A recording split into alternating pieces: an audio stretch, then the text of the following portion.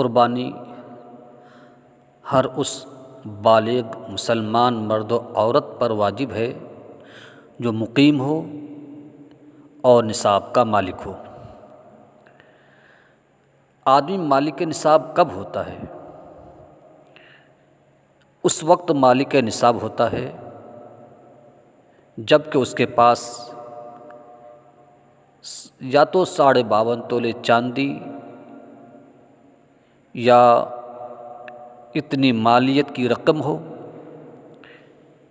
یا مال تجارت ہو یا اتنی مالیت جس کی قیمت 52.5 تولے چاندی کی قیمت کو پہنچ جائے، اس کے پاس حاجت اصلیہ کے علاوہ کا سامان ہو، تو ایسے شخص پر قربانی واجب ہوگی۔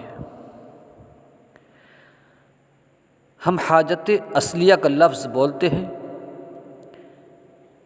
لیکن حاجت اصلیہ کا مطلب کیا ہے؟ یعنی وہ چیزیں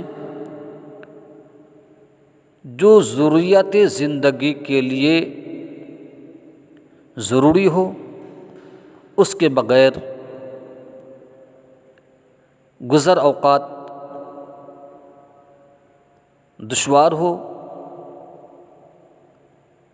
جیسے رہنے سہنے کے لیے مکان، پہننے کے کپڑے، سواری، کھانے پینے کے برتن، پیشے کے لیے اوزار وغیرہ، یہ سب حاجت اصلیہ میں داخل ہیں۔ اگر کسی کے پاس حاجت اصلیہ سے زائد مال ہے جس کی قیمت 52.5 تولے چاندی تک پہنچے،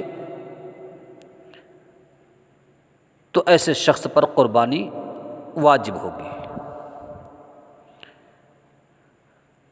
اب حاجت اصلیہ بہت ساری چیزیں ایسی ہیں جو ہمارے گھر میں موجود ہیں جو حاجت اصلیہ میں داخل نہیں ہیں۔ مثال کے طور پر ایک شخص ہے، اس کے پاس 2-3 مکان ہیں، ضرورت تو ایک مکان کی ہے، دوسرا تیسرا مکان یہ حاجت اصلیہ سے الگ ہے۔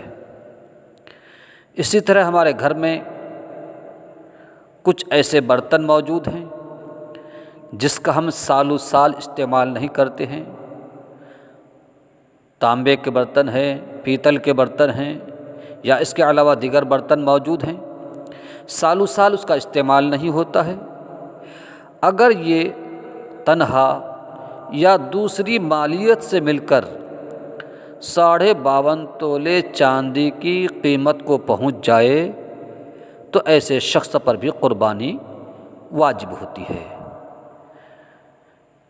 اور اس کے علاوہ بہت سارے لوگ اس غلط فہمی میں مبتلا ہیں، ایک گھر میں کئی لوگ نصاب کے مالک ہوتے ہیں اور قربانی ایک آدمی کرتا ہے اور یہ سمجھتے ہیں کہ سب بریوز ذمہ ہو گئے، حالانکہ ایسا نہیں ہے۔ ایک گھر میں جتنے بھی لوگ نصاب کے مالک ہیں، ہر ایک پر الگ سے قربانی واجب ہے۔ مثال کے طور پر باپ، بیٹا، بیٹی، بیوی، بہو، ان میں سے ہر ایک پر اگر الگ سے اتنی مالیت ہے جس کی قیمت 52.5 تولے چاندی کو پہنچ جائے تو ہر ایک پر الگ الگ قربانی واجب ہوگی۔